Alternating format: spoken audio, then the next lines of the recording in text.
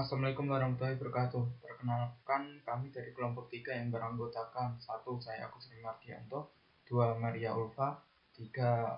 Alvina Puri Maula Husna dari kelas Akuntansi Syariah 1A Fakultas Ekonomi dan Bisnis Islam IAIN Salatiga akan menjelaskan mengenai apa itu lingkungan bisnis dan analisa SWOT. Yang pertama adalah mengenai lingkungan bisnis. Lingkungan bisnis terdiri dari dua macam, yaitu yang pertama lingkungan internal, adalah lingkungan yang berkaitan langsung dengan organisasi dan berpengaruh langsung terhadap organisasi, seperti misalnya manajer dan karyawan.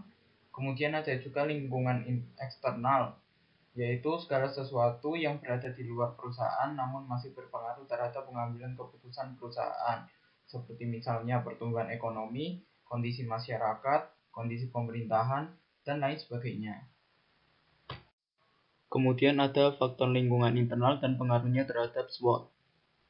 Faktor-faktor yang termasuk dalam lingkungan internal sendiri antara lain 1. Man atau manusia, 2. Material atau bahan baku, 3. Money atau uang, 4. Mesin atau mesin, 5. Metode atau metode, yang mana 5-nya merupakan satu kesatuan yang membentuk suatu lingkungan internal.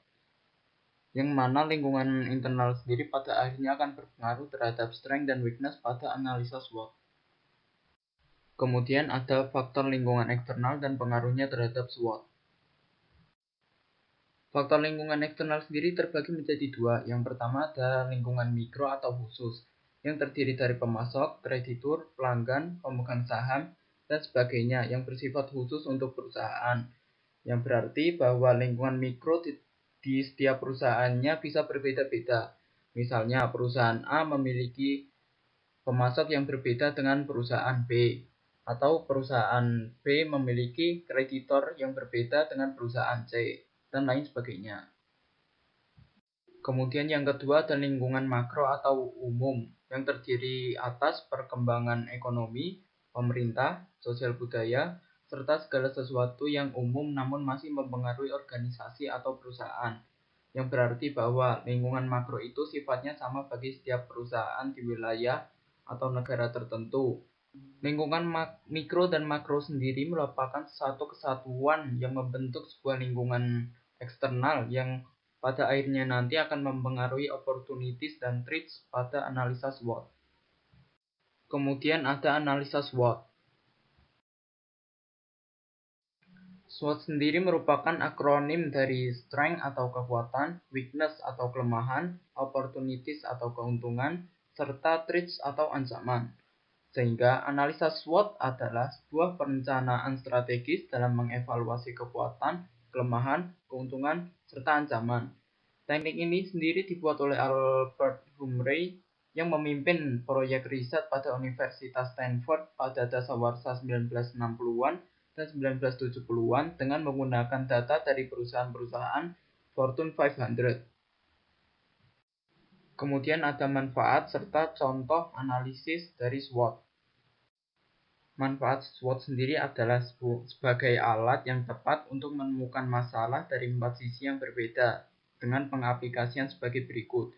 Yang pertama, bagaimanakah kekuatan suatu perusahaan atau organisasi mampu mengambil keuntungan dari sebuah peluang yang ada. Yang kedua, bagaimana cara mengatasi kelemahan suatu perusahaan atau organisasi yang dapat mencegah keuntungan maupun menghambat keuntungan tersebut. Yang ketiga, bagaimana kekuatan mampu menghadapi ancaman yang ada. Yang keempat, bagaimana cara mengatasi kelemahan suatu perusahaan atau organisasi yang mampu membuat ancaman menjadi nyata atau bahkan menciptakan ancaman lainnya. Sehingga membuat analisa SWOT ini dapat memberikan suatu kemudahan dalam mewujudkan visi dan misi suatu perusahaan atau organisasi. Analisa SWOT dalam suatu perusahaan untuk strength atau kekuatan, memperhatikan setiap permintaan dan kebutuhan pelanggan, fleksibilitas dalam menangani setiap kasus dan permintaan pelanggan, memiliki reputasi yang baik pada pasar atau market yang dijalani. Untuk weakness atau kelemahan masih adanya staf yang kemampuannya kurang atau rendah dalam bidang-bidang tertentu, keterbatasan modal perusahaan, cash flow yang kadang tidak lancar, serta lokasi kantor yang bisa dibilang kurang strategis. Untuk opportunities atau peluang, sektor atau bisnis yang dijalani sedang mengalami kenaikan. Adanya dukungan pemerintah terhadap perusahaan lokal. Masih sedikitnya persaingan sehingga bisa dibilang belum ada persaingan yang ketat. Serta dengan modal yang rendah dapat memulai bisnis dengan baik. Untuk threats atau ancaman, cepatnya perkembangan teknologi dalam bidang yang dijalani berada di luar kemampuan kami, sehingga menyebabkan keterlambatan dalam menggunakan atau mengadopsi teknologi-teknologi tersebut. Serta perubahan strategi dari pesaing yang dapat mengancam posisi dalam bidang yang ditekuni atau dijalani. Sekian yang dapat kami sampaikan, kurang lebihnya kami mohon maaf yang sebesar-besarnya. Atas perhatiannya terima kasih. Wassalamualaikum warahmatullahi wabarakatuh.